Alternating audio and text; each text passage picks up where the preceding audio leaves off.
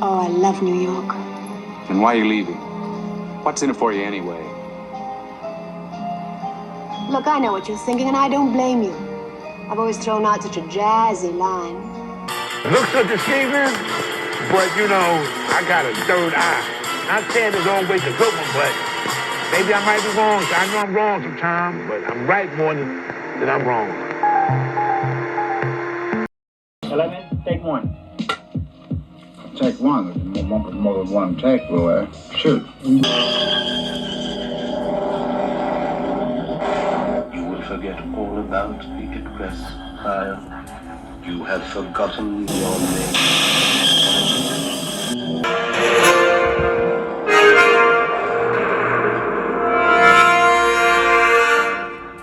You have forgotten your name.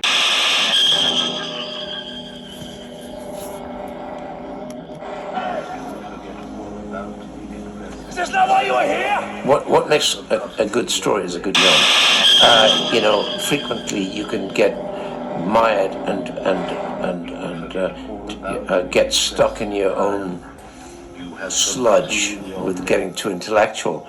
I think if you can tell the story, what this film is about, in more or less 30 seconds or a minute, less than a minute, then you've probably got something, because everything else after that is enlargement. This film is about boom.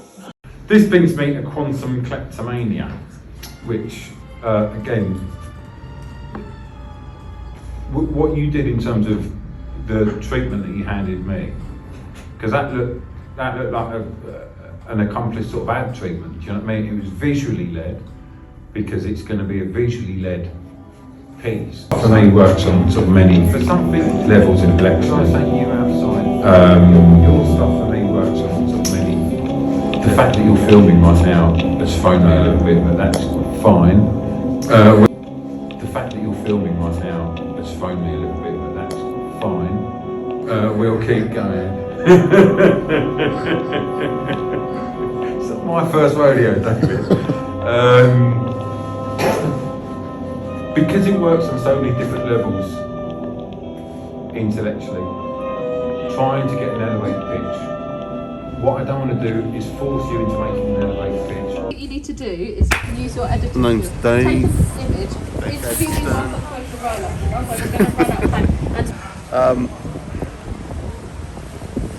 Sorry about that. I've worked in graphics, film design for 20, 30 years. During lockdown,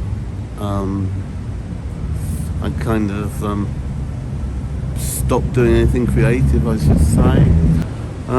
The workshops helped me by giving me some structure on my creative projects, really. Access to computers.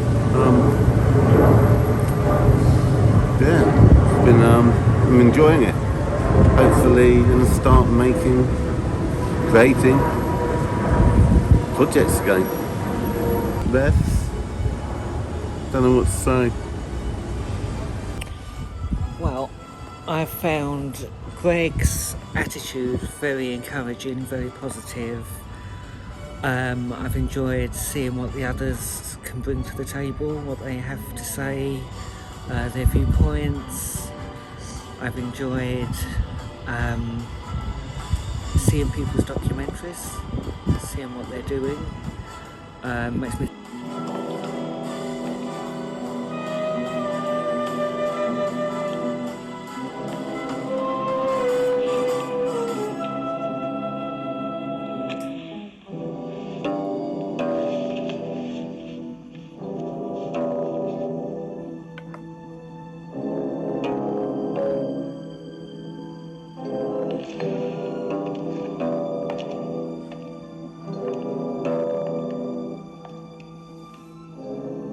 Congratulations, Palmer.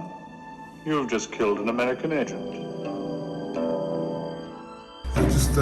might want to ask people, David. I already did. You already asked the student? Yes. Are these three strangers? Yes. They're not strangers. Did they ask you? Oh, okay, I'm confused. Thank you. Apologies accepted. In us to love documentary and make a documentary. So, you know, what I really want to do is I'm really interested in how documentary storytellers like me are constantly using the raw materials of people like you who come here with experience that then becomes my property. which is what Dave's doing right now. He's cheating. He ain't going out. He ain't going out, you know, he just films this. He's winning. And yeah, but then I think next year, when we've done this task, then we'll be doing something with a narrative, like maybe fiction, scripted, acted. So it's a completely different thing altogether. So yeah, so it's a 4-minute film. Some of the people didn't hear the teacher when he said, I want the film to be between 3 and 6 minutes. And they've come back with hours and hours of footage. And then they've got to kind of edit it down to 6 minutes. All of those elements that you just explained to me will actually not need to be changed because you've just been recorded and you're going to be in the film. So that will explain everything. Yeah. That's perfect. Thank you. Fantastic. Thank you. That's perfect. Because now that is part of the whole thing. So when they come to look at it, the markers, it's going to be really difficult for them to find something wrong because all of the wrong things are discussed in the film itself.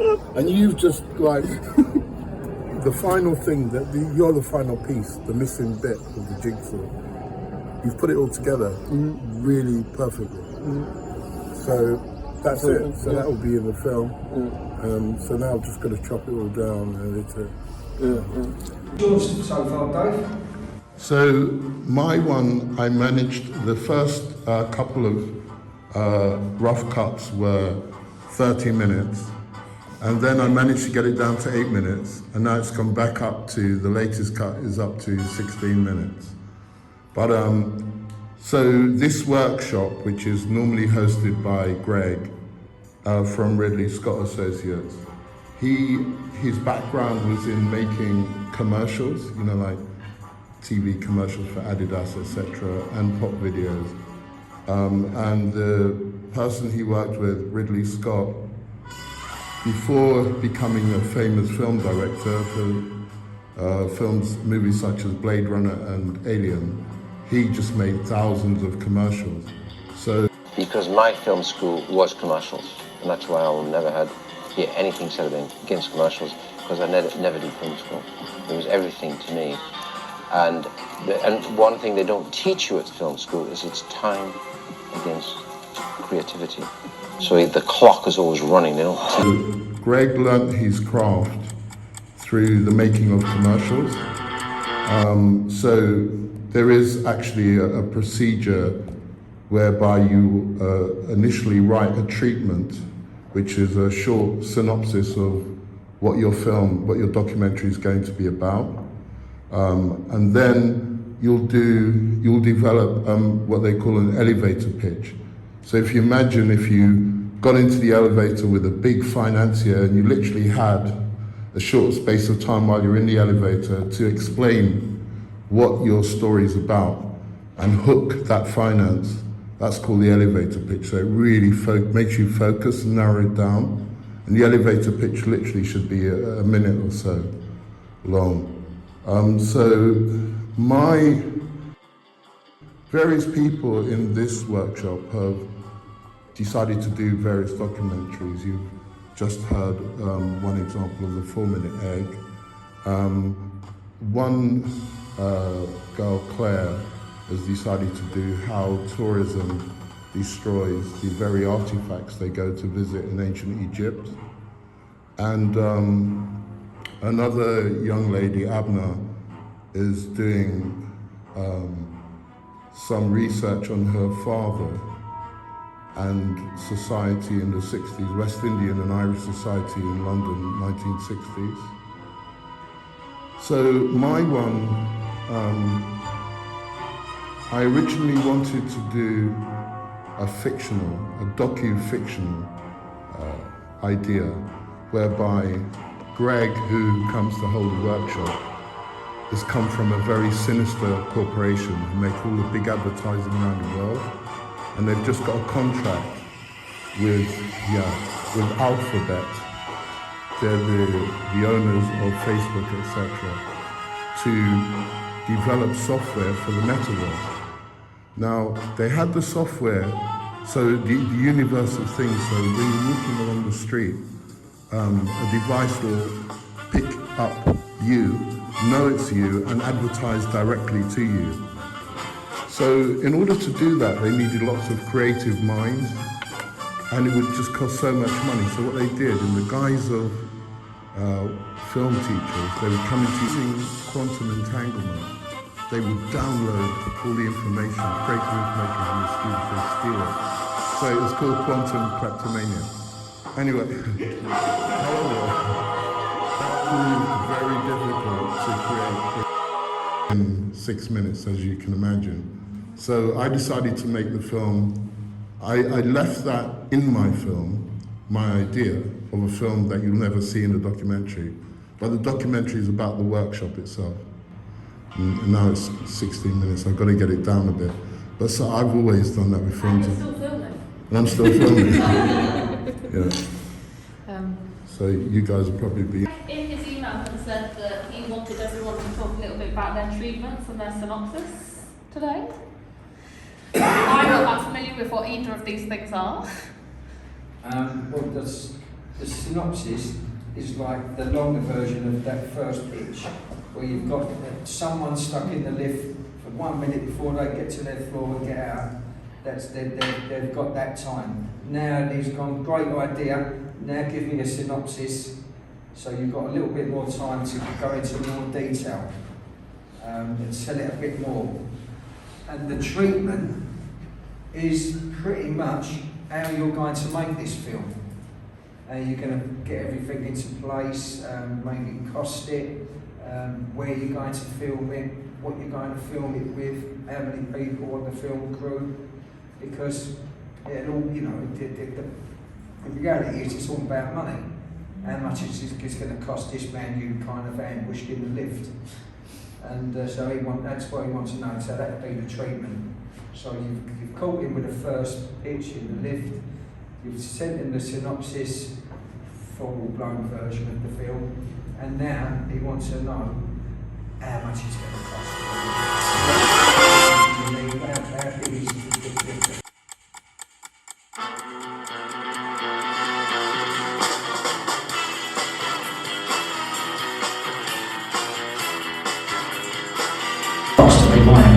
You can make a good film on a mobile phone, but there's something they call a production value, which really every piece of equipment that you use, like if I make this film using this Apple iPhone, if I use like a really expensive movie camera, then I get better quality of images as I go through each step, better sound quality, so you end up with a better production value, which is determined by, you know, the maximum amount of people wanting to see your film. You know, if you have really bad sound quality or the camera's jumping all over the place, the audience will soon lose interest. Watch the problem coming over the horizon, and if it's a problem, knock its head off before it gets near you. The first requirement of anybody to do this job is inordinate stamina, right? Or say, well, actually, I was right, but I went wrong right there. I think the key is to be your biggest critic. Televised beautifully, so I started the process of close communion with camera.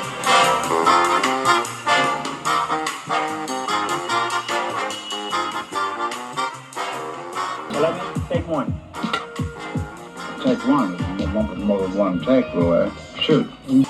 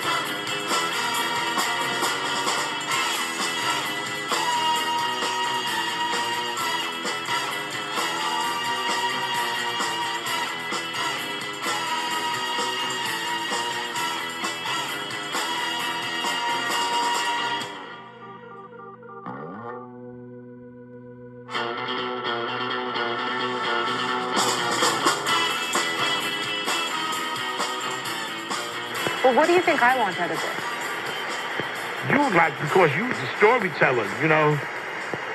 What do you want? You want the stories.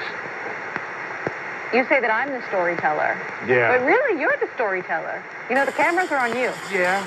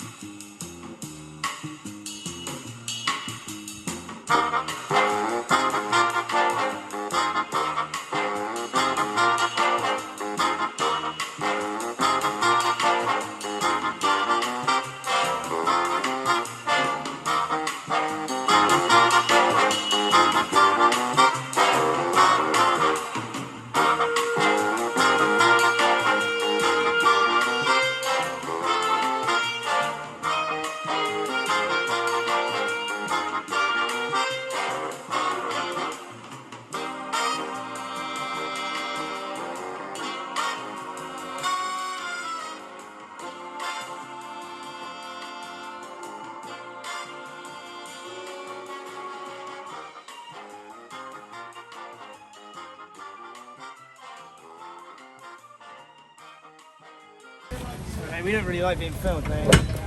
We don't really like being filmed. It's not really nice to film.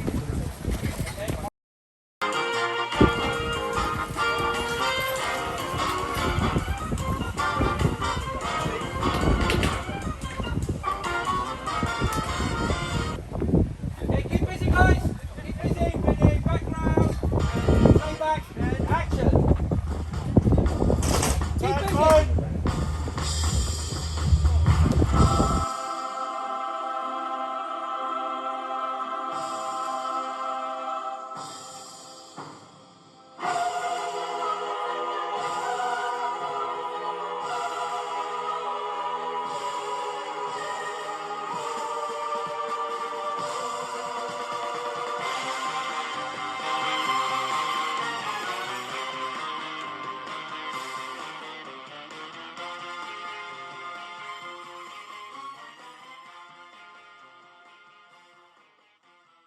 Really, except for Doc and yourself, Jose's my first non-rat romance. Not that he's my idea of the absolute finito. He's too prim and cautious to be my absolute ideal. Now, if I could choose from anybody alive, I wouldn't pick Jose. Nero, maybe, or Albert Schweitzer. Or Leonard Bernstein. But I am mad about Jose. I honestly think I'd give up smoking if he asked me. Come on, darling, let's eat. It's getting late. I'm leaving tomorrow and I haven't even begun to pack.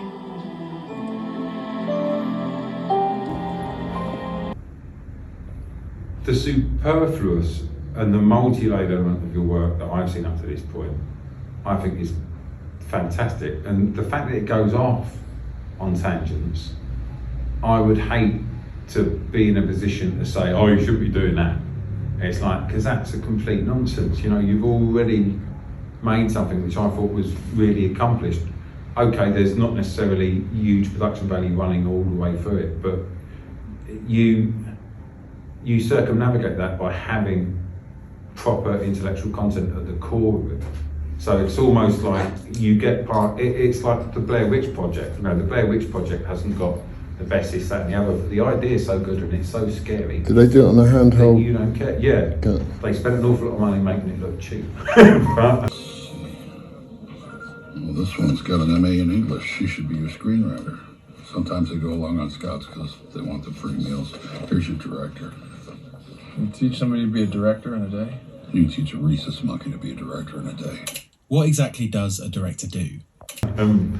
But it gets there because of the central idea. Do you know what I mean? And your stuff gets there completely because of the central idea. So I think it's a great exercise to always look at your work as just enough essential parts, whatever the work is, whatever you're doing at any given, you know, what's the essence of it? What do I need to achieve? How do I go about achieving it? So turning it into an elevated pitch, I think, is a brilliant exercise. But once you've turned it into the elevated pitch, don't by any means stop what you already do as a filmmaker in terms of going off on those tangents and giving yourself that freedom at any point to find new and different narrative strands within it. Because we're going to try and make this a 3 to 6 minute piece. Possibly re-examine the ambition of what you're trying to do. Yeah. Almost as if you were treating this as a precursor or like a sizzle reel for your next larger project. Because our intention would be, when we've gotten all of these films done, is to have a platform on which they live so that they become an advertisement both for your skills and for the course itself. Not that I want them to be uniform, of course we don't want